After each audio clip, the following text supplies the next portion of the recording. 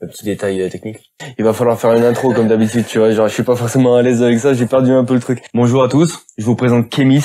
Alors Kémis est du coup Kémis, c'est le beatmaker mais également l'ingé son de BSF Monopoly. Du coup, je fais plus de prod maintenant. Ah bon, jure? Ouais. Non, ok, je fais vas-y. plus de prod. En fait, maintenant, ce que je fais, c'est je me suis concentré que sur l'enregistrement, le mixage et le mastering. En fait, je suis matrixé par ça, là. Tu me dis de faire une prod, je peux te faire une prod, hein, c'est normal. Et ensuite, ces prods, tu vois, faut les mixer.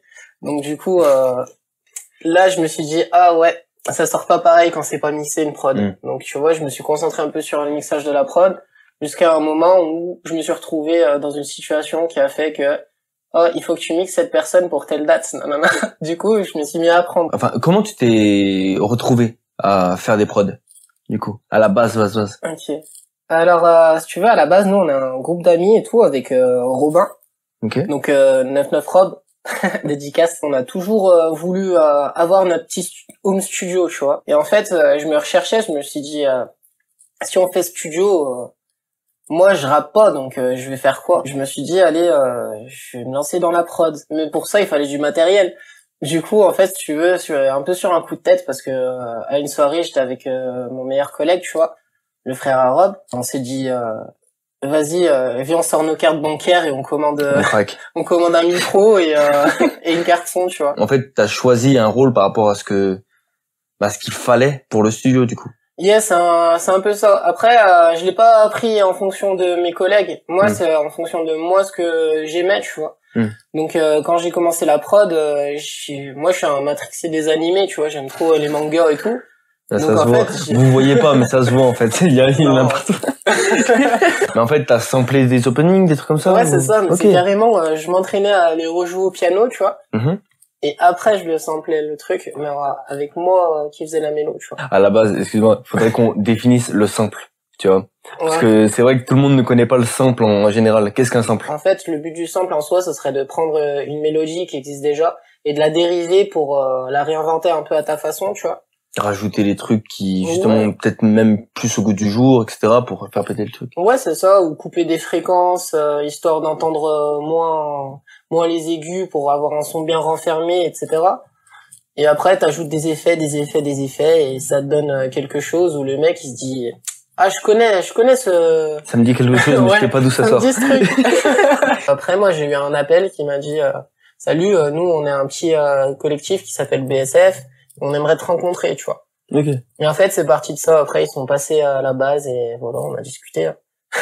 Et après, il y a le lien humain qui s'est construit et du coup, t'es rentré dans le truc. Avec Rob, du coup, est-ce que ça a fait un mouvement où Rob, il est rentré en même temps que toi? Yes, tu veux qu'on peut en parler maintenant, hein, si tu veux. Ouais, vas-y, let's go. Je t'explique. On expliquait qui ils étaient. Donc, c'était une petite structure. À la base, c'est 3 gars, en fait, qui voulaient se lancer dans la musique sans que eux fassent de la musique. Ils veulent avoir une structure par rapport à ça. Donc, c'est-à-dire qu'ils vont démarcher des artistes, des personnes qui font des beatmakers. J'avais pas grand-chose à l'époque, hein. J'avais genre juste des prods. Donc, j'aurais fait écouter mes prods et ça a plu. Du coup, ensuite, j'ai eu quelqu'un au téléphone qui fait partie de BSF. Et du coup, il m'a donné rendez-vous, en fait, pour un tournage de clip. Je me suis rendu là-bas et en fait, ils avaient loué carrément un Airbnb et tout le reste. Donc du coup, j'ai découvert un peu tout cet aspect, ça m'a grave plu. C'est des personnes franchement super respectueuses dans leur travail, ils savent ce qu'ils font, bien organisés, tu vois. On a évolué ensemble jusqu'à un jour où je me suis retrouvé dans un Airbnb où le gars qui faisait les prises de voix pour Astro, en fait, il devait se barrer, tu vois. Ah, d'accord. Sauf qu'il y avait personne pour faire les prises de voix. On m'a demandé de les faire. Et après, je me suis dit, tu t'étais lancé dans le mix sur tes prods, pourquoi en fait tu fais pas pareil sur les voix? C'est encore plus intéressant, tu vois. Parce que quand t'as tes drums et tout, tu les mixes, tu vois à peu près comment ça va ressortir. Alors qu'une voix, c'est tout le temps différent, tu vois. Là, t'as trouvé un truc qui te surprend en fait tout le temps. Ouais, c'est ça. Mais ça fait combien de temps du coup qu'il y a eu cet appel de BSF jusqu'à maintenant? Là, ça doit faire 3 ans, je pense, quand même, quelque chose comme ça. On va faire un peu ce virage. Oui. Oui. On va faire un peu ce virage, c'est que du coup, moi, à la base, je faisais du son. Je me suis retrouvé avec un pote qui savait mixer. Moi, je savais pas mixer, et moi, j'étais en mode, gros, tu peux m'aider pour mixer le truc, etc. Il m'avait aidé pour 1 ou 2 sons. Mais après, il m'a dit, gros, faut que tu te débrouilles. tu vois. Ok. Donc c'est là que j'avais appris à mixer qu'est-ce qu'un compresseur, qu'est-ce qu'un EQ. Par la suite, j'ai fait les interviews et j'ai totalement perdu la main sur ça, tu vois. Et en fait, surtout, la réduction de bruit, c'est quelque chose que j'avais jamais maîtrisé. Et donc là, je fais le virage en même temps. C'est que, du coup, sur certains de mes anciens épisodes, c'est Kemis qui m'a aidé à mixer le son pour soulager un peu l'audio qui était franchement dégueulasse parce que j'avais trop de mal. J'étais très content qu'il m'aide, mais en même temps, je voulais essayer de, justement, retrouver cette indépendance-là, tu vois, parce que j'avais ressenti à l'époque quand mon pote m'avait fait comprendre que je devais me débrouiller comme un grand garçon.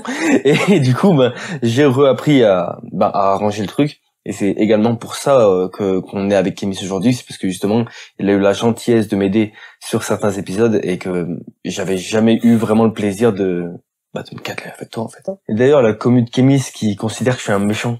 Vous êtes des méchants. T'as vu le vote? Ah, putain. Tu m'as envoyé.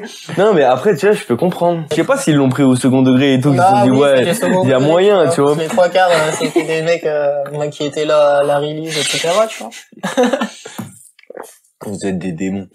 Moi, je l'ai pris premier degré au début, j'étais en mode, ouais. Je te jure. Je vais me venger. C'est pour ça, là, t'es venu, je me pose des questions dures.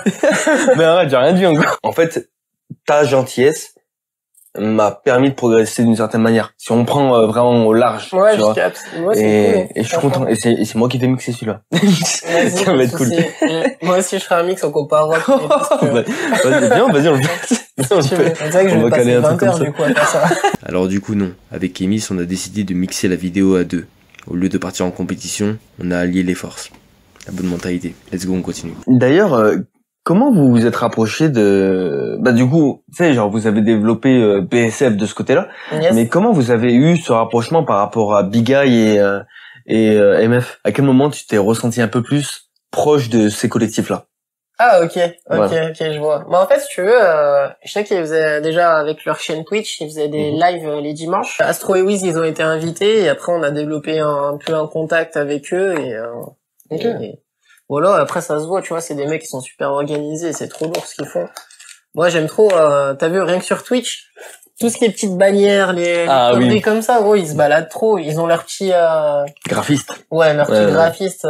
Curden, c'est pour toi. Ah ouais, non mais c'est lourd, hein. Franchement, ça c'est un bête de taf. Toute l'équipe de la Big Eye taf de dingue, et même après, tu me sors le Captain de MF aussi, tu vois. Yes. Genre un jeune charbonneur. D'ailleurs, c'est quoi jeune charbonneur de votre côté?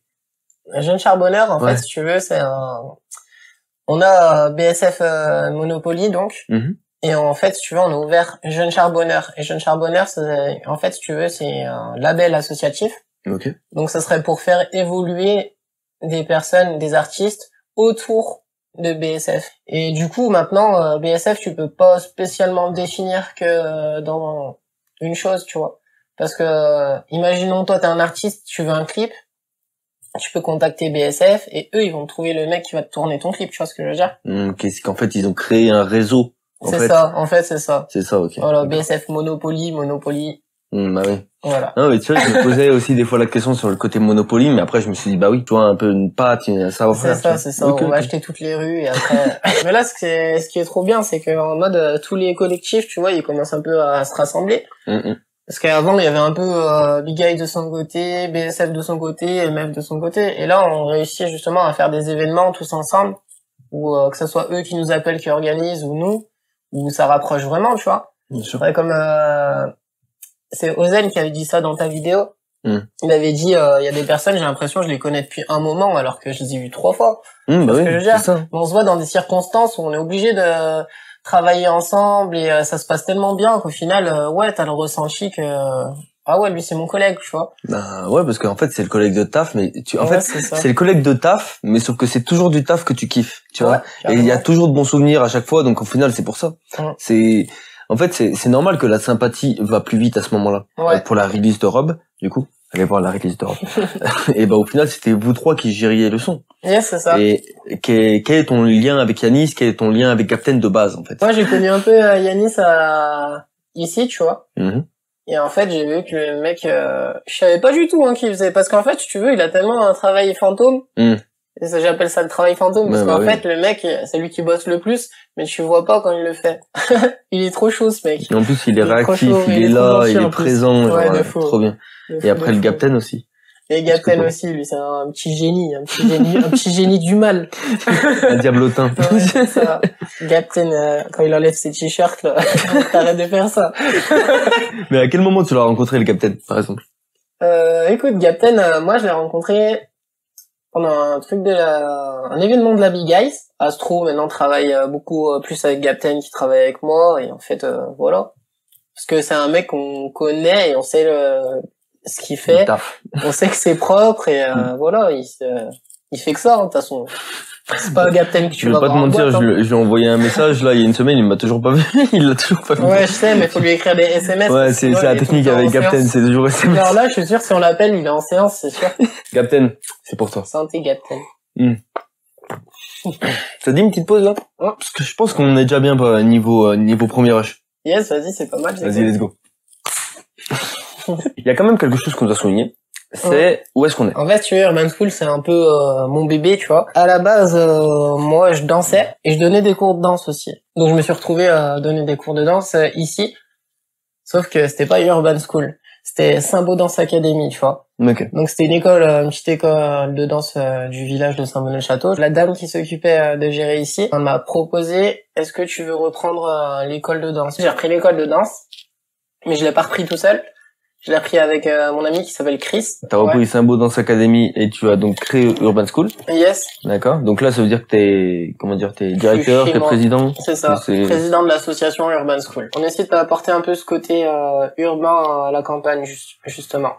Et du coup, on a installé studio d'enregistrement ici. En même temps, nous, ça profite pour nous, pour qu'on puisse enregistrer. Il n'y a pas des cours de danse H24, donc on peut trouver facilement des horaires, tu vois.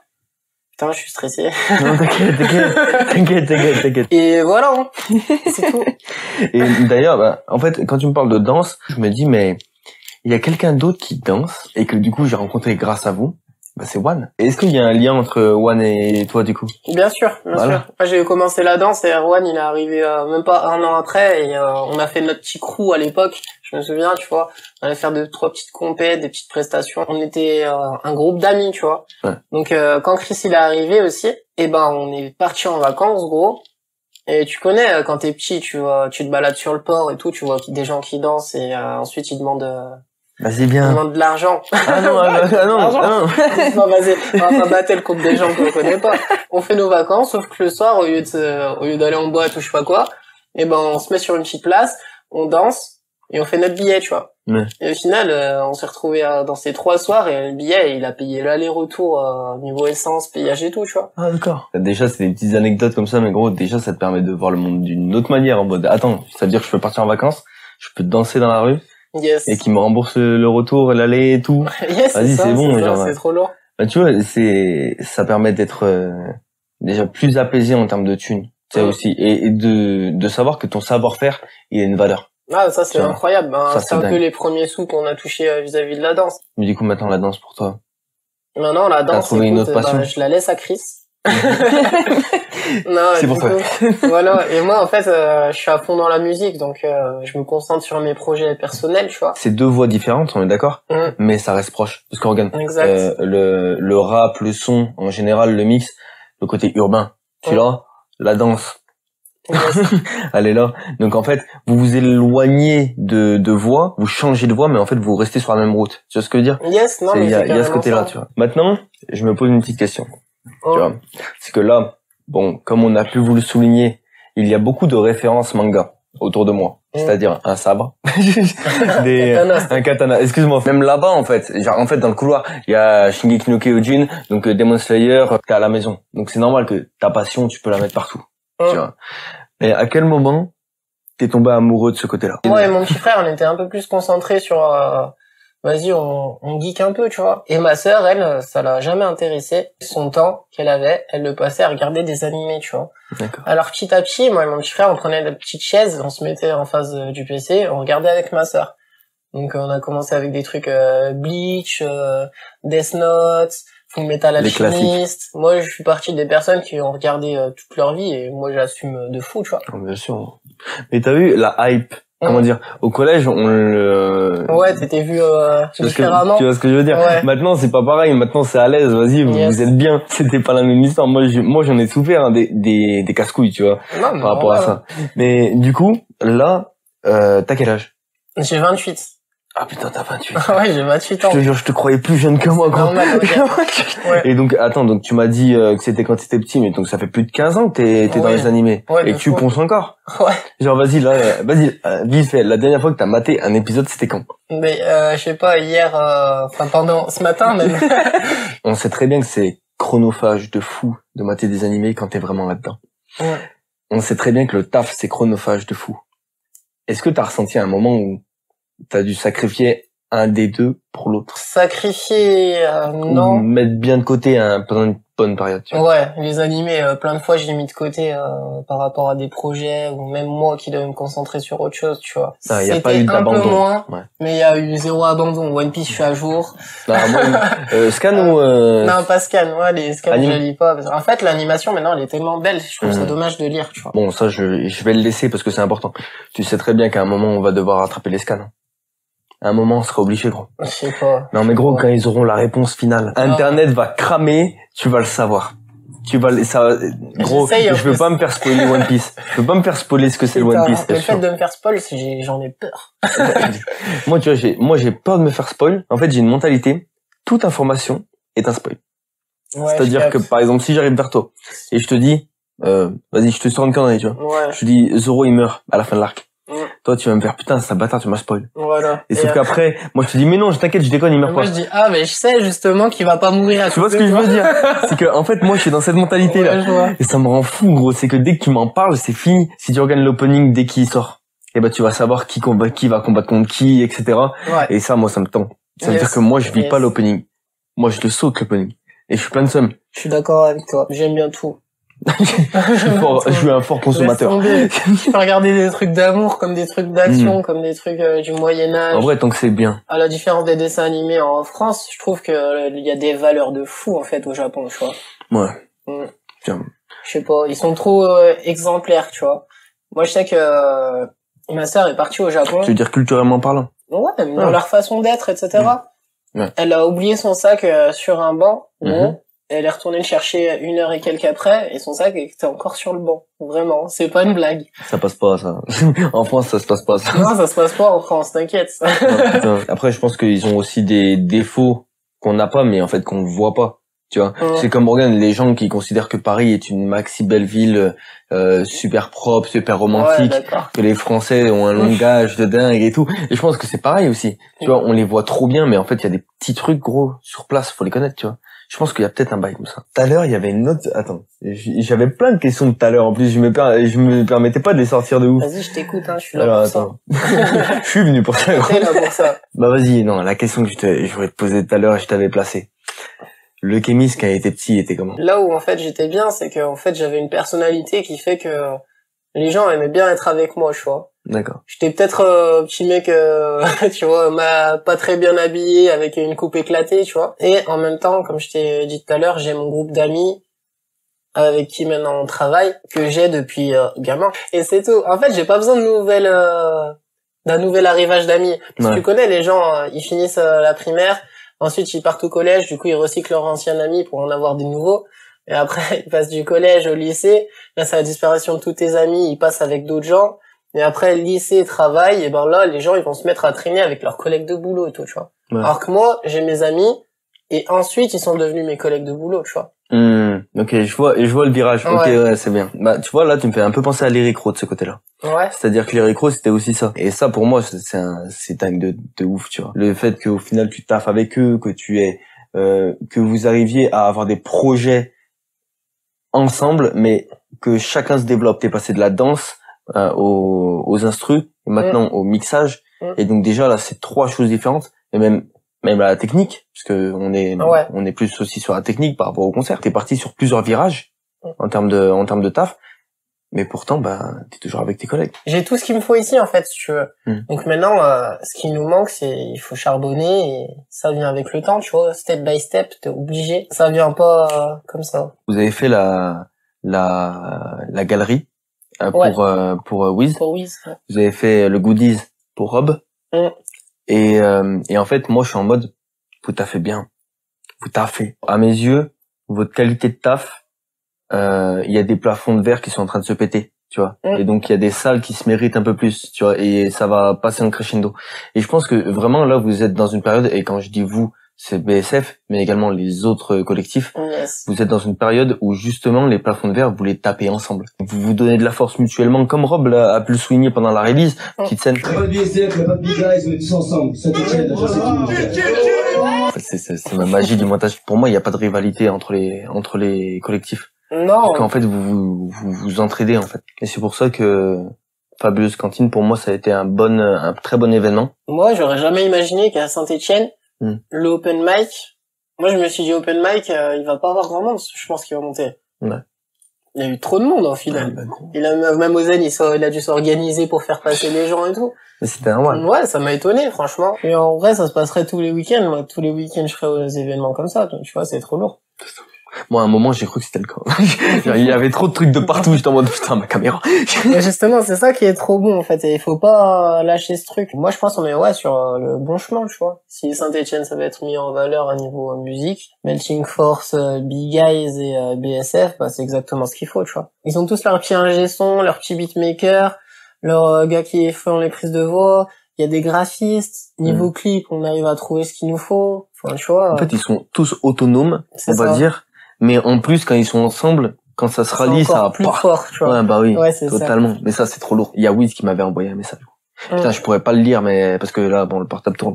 Mais Wiz, il m'a envoyé un message après la Fabuleuse. Mais gros, quand je te dis que c'est le message le plus touchant que j'ai reçu, j'en ai reçu, hein. J'ai reçu de la bonne vibe. Tout le monde était, ça faisait kiffer. Mais Wiz, il m'a envoyé un truc. Et il avait fait une métaphore. Il avait fait, t'es en train de filmer un volcan en éruption. Est-ce que tu réalises? Ouais. Et genre, et moi, je suis en mode, putain, c'est trop chaud. Mais c'est trop chaud. Mais merde. Le Wiz. SO à Wiz. Je te jure, mais gros, ça fait trop du bien. Mais même, c'est ça aussi, c'est que je suis fier d'être là pour vous défendre, et je suis fier d'être là pour montrer, comme on a pu dire en off, comme on a pu dire je sais pas combien de fois, que ouais, vous n'êtes pas que des rappeurs, vous n'êtes pas que des ingénieurs son, des danseurs, etc. Ouais, c'est ça. Vous êtes un crew derrière, des potes qui vont se soutenir, qui se suivent depuis des années, qui se donnent de la force et qui donnent de la force aux autres groupes et tout. Et ça, c'est lourd. Je suis impatient de voir comment ça va se passer. Et moi, je sais que ça va bien se passer. Ouais, moi aussi, je sais pas, il y a une petite voix dans ma tête qui me dit bientôt. T'inquiète. Ça va le faire, c'est. Ouais. En plus, moi, ça me fait rire parce qu'en fait, on est d'une certaine manière. Est-ce que tu considères... Vas-y, une question, parce que toi, t'es un homme de l'ombre, on est d'accord? Ouais, je suis un homme de l'ombre. On est d'accord. Même si je suis grave bien Est-ce que moi, je suis un homme de l'ombre ou pas? Est-ce que toi, t'es un... Parce que je suis derrière la cam. Tu vois ce que je veux dire? Je suis derrière la cam, mais sur mon contenu, je suis devant la cam.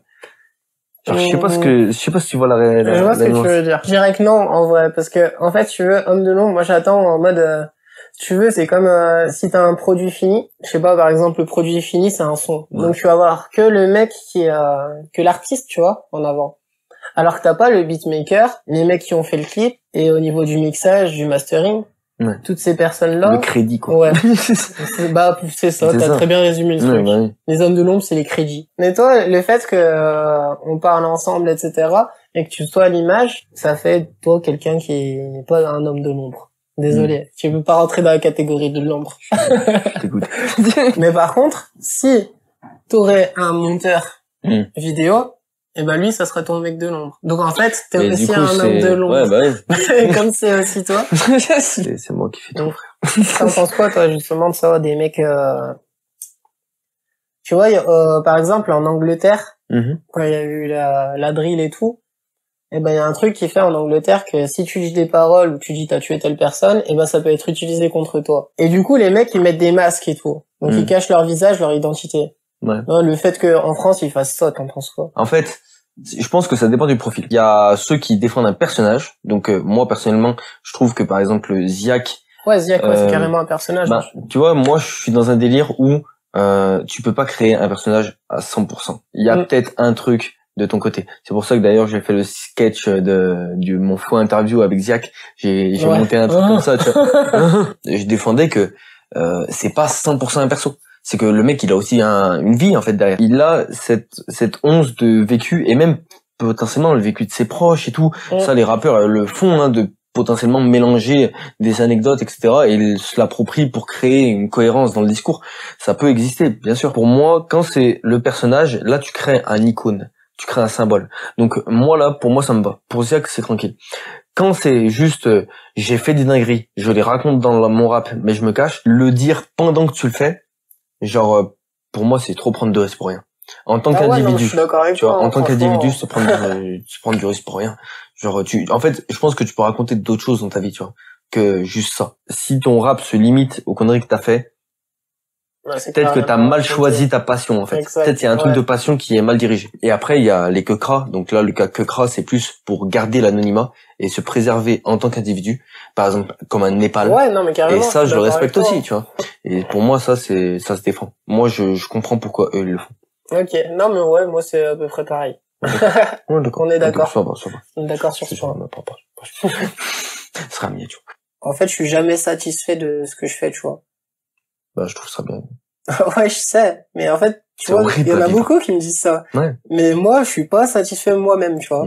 Il faut toujours plus. Et j'avais un son, j'avais fini de le mixer. Mais moi, j'étais pas satisfait à 100%. Le soir, après, tu vois, quand je suis rentré, et ben, au lieu d'aller dormir, et ben, je me suis remis dessus.